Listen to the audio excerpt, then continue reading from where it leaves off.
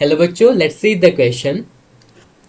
Why do you see two different types of replicating strand in the DNA in the given DNA replication fork? Explain name of these strand. Question में क्या कहा गया है? Question में कहा गया कि हमें दो अलग अलग रेप्लिकेटिंग स्ट्रैंड क्यों देखने को मिल रहे हैं डीएनए में, उसको एक्सप्लेन करना, साथ में नाम स्ट्रैंड्स के नाम बताने हैं.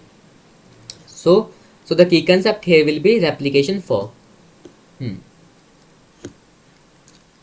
So the key concept here will be replication fork. Replication fork. Replication fork. So सबसे पहले बात करें हम डीएनए का रेप्लिकेशन होता कैसे. बेसिकली डीएनए का रेप्लिकेशन एंजाइम की हेल्प से होता है जिसका नाम है डीएनए डिपेंडेंट डीएनए पॉलीमरेज.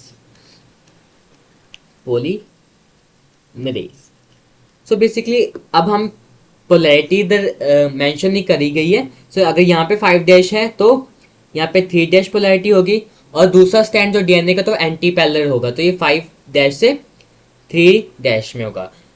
हमारा डीएनए जो डिपेंडेंट डीएनए पॉलीमरेज एंजाइम है ना, वो कैसे डीएनए की सिंथेसिस करता है, वो एक ही डायरेक्शन में करता है.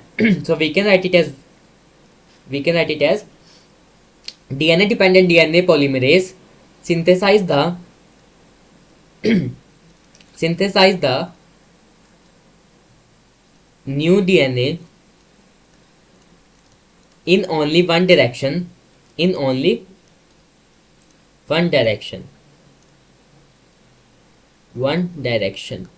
और वो कौन सी होती है?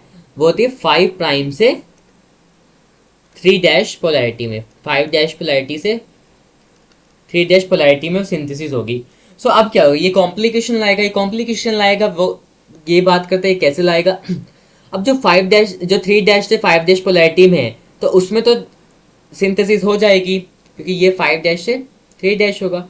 बट अब अगर मैं बात करूँ जो दूसरा standard that is from 5 dash to 3 dash, तो उसमें क्या होगा? उसमें सिंथेसिस में हमें दिक्कत आएगी. क्यों? क्योंकि अब यहाँ से तो हम सिंथेसिस कर नहीं पाएंगे, क्योंकि यहाँ से फिर कैसे होगी? 3 डैश से 5 डैश डायरेक्शन में. फिर हमने क्या किया? एक रेप्लिकेशन फॉर्क बनाया. ये पहले हम डीएनए की अनवाइंडिंग करी हेलिकेज एंजाइम के साथ. अब जो नया डीएनए बनेगा वो कैसे बनेगा? अपोजिट डायरेक्शन में, from inner to outer side बनेगा. सो इसी को क्या बोल रहे हैं हम? ओकाजाकी फ्रेगमेंट्स बोल रहे हैं. ये छोटी छोटी फ्रेगमेंट्स है ना, इनको बोलते हैं ओकाजाकी फ्रेगमेंट्स. ये पहले बनती रहेंगी, देन क्या होगा? लाइगेज एंजाइम की हेल्प से हम पूरे को जोड़ देंगे, तो पूरा डीएनए हमारे सही डीएनए का मॉलिक्यूल आ जाएगा, कोई भी इसके अंदर कमी नहीं होगी. सो अब देखो यहाँ पे क्या हो रही है? कॉन्टिन्यूस सिंथेसिस हो रही है, तो इसको हम बोल देते हैं कॉन्टिन्यूस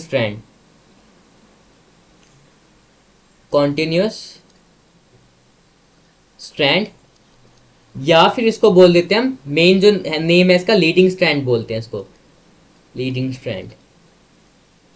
अगर मैं यहाँ की बात करूँ तो यहाँ पे क्या डिसकॉन्टिन्यूस सिंथेसिस हो रही है, तो इसको बोल देते हैं हम डिसकॉन्टिन्यूस स्ट्रैंड, या फिर इसको कह देते हैं हम लैगिंग स्ट्रैंड.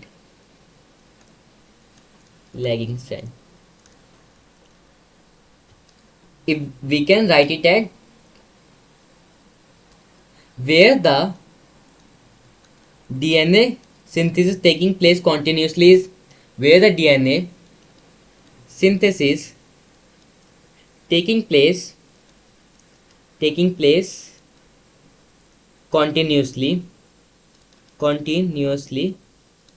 उसको हम बोलेंगे लीडिंग स्ट्रैंड. वेयर जहाँ पे डिसकॉन्टिन्यूस सिंथेसिस हो रही है, and where DNA synthesis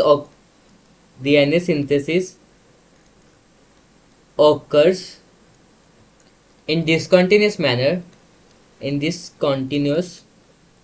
manner, उसको क्या बोलेंगे? वहां पे ओकाजाकी फ्रेगमेंट्स बनेंगे, उस स्ट्रैंड को बोलेंगे हम lagging strand. So hope you understood that.